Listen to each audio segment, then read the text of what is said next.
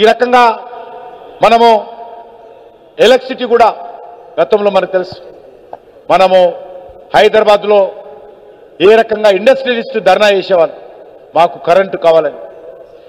వ్యవసాయ రంగానికి విద్యుత్ కోతలు ఉండేది, ఇండస్ట్రీస్కి విద్యుత్ కోతలు ఉండేది, కమర్షియల్గా విద్యుత్ కోతలు ఉండేది, డొమెస్టిక్ రంగానికి విద్యుత్ కోతలు ఉండేది. కానీ విద్యుత్ కోతలు లేనటువంటి నూతన విద్యుత్ భారతాన్ని ఈరోజు నిర్మాణం చేయడం జరిగింది. ఏ రంగానికి కావాల్సిన అవసరాలు కావాలంటే ఆ యొక్క విద్యుత్ ఈరోజు అందుబాటులో ఉంటున్నటువంటి పరిస్థితి ఈరోజు తీసుకురావడం జరిగింది. ఆ రకంగా విద్యుత్తును పూర్తి స్థాయిలో అందరికీ అందుబాటులో తీసుకొచ్చేటువంటి ప్రయత్నం చేశాం. అదే కాకుండా దేశవ్యాప్తంగా అన్ని గ్రామాలలో, మారుమూల ప్రాంతాలలో, తండాలలో, ఏజెన్సీ ఏరియాలలో కూడా కరెంట్ ఉండేది కాదు. కొన్ని వేల గ్రామాలలో ఆ రకంగా ఉండేది. అయితే ఆ కరెంటు లేనటువంటి గ్రామాల కోసం ఒక ప్రత్యేకమైనటువంటి కార్యాచరణ ప్రణాళిక రూపొందించి దీన్ దయాళ్ ఉపాధ్యాయ గ్రామ జ్యోతి యోజన ద్వారా కరెంటు లేనటువంటి గ్రామాలకు ఇంకా ఇంట్లో మరి దీపాలు వెలిగించుకొని ఆ ఇల్లు సాయంత్రం కార్యక్రమాలు, రాత్రి కార్యక్రమాలు చేసేటువంటి వాళ్ళు, అటువంటి అన్ని గ్రామాలలో కూడా 100% విద్యుత్ కనెక్షన్లు అందించినటువంటి ఘనత ఈరోజు కేంద్ర ప్రభుత్వానికి దక్కిందనే విషయాన్ని మనం చేస్తా ఉన్నాను. ఆ రకంగా 2,86,00,000 ఇండ్లకు కరెంటు లేనటువంటి, విద్యుత్ లేనటువంటి ఇండ్లకు విద్యుత్ అందించిన విషయాన్ని మనం చేస్తా ఉన్నాను. అంతేకాకుండా ఈరోజు అనేక రకాల ఇతర కార్యక్రమాలు నరేంద్ర మోడీ గారి ప్రభుత్వం చేపడతా ఉన్నాం. ముఖ్యంగా భారతీయులంటే ఇతర దేశాల్లో గౌరవం ఉండేది కాదు. ఈరోజు భారతీయులంటే గౌరవపడే విధంగా, తల ఎత్తుకొని తిరిగే విధంగా అనేక రకాల మార్పులు తీసుకొచ్చిన విషయాన్ని మనం చేస్తా ఉన్నాం. మనము ఎక్స్పోర్ట్స్ కూడా బాగా పెరిగాయి.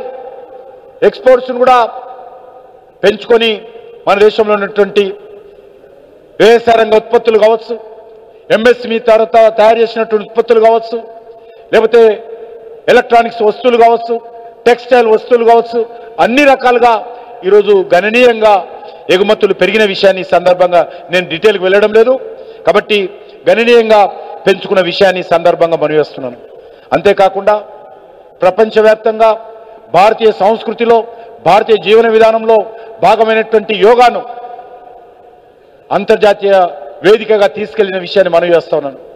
మన దేశంలో కనుమరుగైపోతున్నటువంటి యోగాను మన దేశ ప్రజల్లో ఒక ఎజెండాగా తీసుకురావడమే కాకుండా 180 దేశాలకు పైగా ఈరోజు యోగా ఆయా దేశాలలో అధికారపూర్వకంగా యోగా నిర్వహించుకునేటువంటి పరిస్థితి వచ్చింది. ప్రపంచవ్యాప్తంగా అనేక బహుళజాతి కంపెనీలు, మల్టీనేషనల్ కంపెనీలు, కార్పొరేట్ ఆఫీసెస్, అధికారులు అందరూ కూడా ఆయా ఆఫీసులలో విధిగా యోగా చేసే విధంగా అక్కడ ఉన్నటువంటి మేనేజ్మెంట్స్, ప్రభుత్వాలు చర్యలు తీసుకుంటున్నామంటే భారతదేశానికి సంబంధించినటువంటి మన యోగా విద్య ఏ రకంగా ఈరోజు ప్రపంచవ్యాప్తంగా తీసుకెళ్లిన విషయాన్ని ఈ సందర్భంగా మనం చేస్తున్నాను. గతంలో మనకు తెలుసు, G20 సమావేశాలు నిర్వహిస్తే సుమారు 60 నగరాలలో మరి సుమారు 250 సమావేశాలు జరిగాయి మన విజయవాడ, విశాఖపట్నంతో సహా. అద్భుతంగా భారతదేశ గౌరవాన్ని పెంచే విధంగా మొదటిసారిగా మరి 250 G20 మీటింగ్స్ 60 నగరాల్లో నిర్వహించి ప్రపంచంలోనే నెంబర్ 1గా G20 నిర్వహించడంలో భారతదేశం అగ్రస్థానంలో ఉన్న విషయాన్ని ఈ సందర్భంగా మనం చేస్తా ఉన్నాను.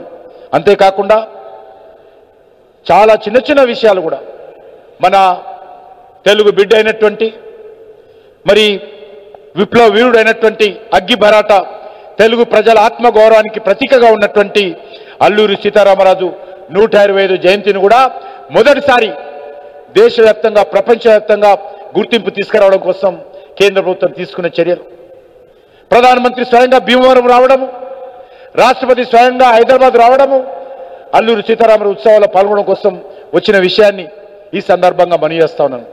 అంతేకాకుండా మరి ఈరోజు అనేక రకాలుగా తెలుగు ప్రజలకు సంబంధించినటువంటి విషయాల్లో కూడా మరి దృష్టిని కేంద్రీకరించి ముందుకెళ్తా ఉన్నాం.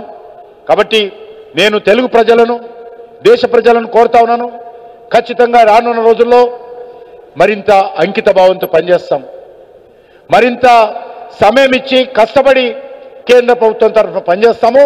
అనుకున్నటువంటి లక్ష్యాలను వేగవంతంగా తీసుకెళ్తాము. 10 సంవత్సరాల్లో ఎంత అభివృద్ధి జరిగిందో వచ్చే 4 సంవత్సరాల్లో అంత అభివృద్ధి జరిగే విధంగా అభివృద్ధిని రెండింతలు చేసే విధంగా ప్రయత్నం చేస్తాము. నీతి నిజాయితీతో పనిచేస్తాము. అవినీతి రహితంగా పనిచేస్తాము. ఉగ్రవాద రహితంగా పనిచేస్తాము. శాంతి భద్రతల కోసం పనిచేస్తాము.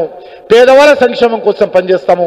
ఆ దిశలో నరేంద్ర మోడీ గారి ప్రభుత్వాన్ని అందరూ ఆశీర్వదించాల్సిందిగా నేను మీడియా ద్వారా తెలుగు ప్రజలందరినీ కోరుకుంటూ సెలవు తీసుకుంటున్నాను.